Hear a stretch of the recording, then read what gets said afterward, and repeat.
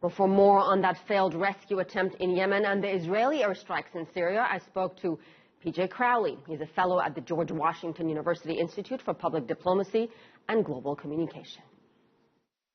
Well, the United States policy is not to negotiate and not to pay ransom for American hostages. I happen to think that's the right policy. Groups like the Islamic State, this is big business to them, and when they're able to negotiate the release of hostages, for millions and millions of dollars, it just perpetuates, the danger for those, foreigners, Westerners who are, operating in the region.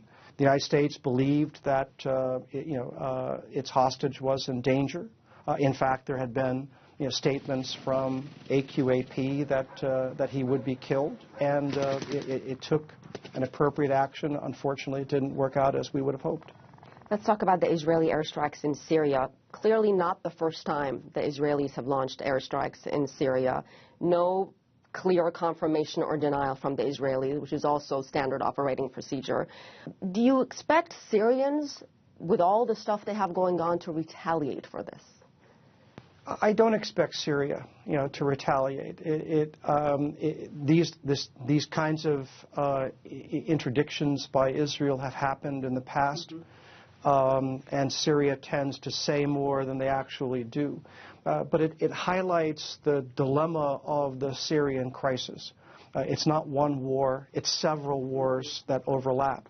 You have, the Islamic State in Syria and the Islamic State in Iraq.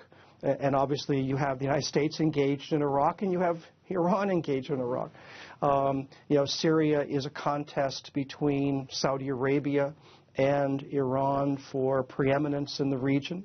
But underneath it all, there's still the conflict between Israel and Hezbollah. And in this particular case, where Israel saw a major weapons movement to Hezbollah, even though in this particular case Hezbollah's focus is primarily on the Islamic State. Nonetheless, Israel, for its own security, is always concerned when it sees Hezbollah getting stronger and getting more capable in terms of its weapons.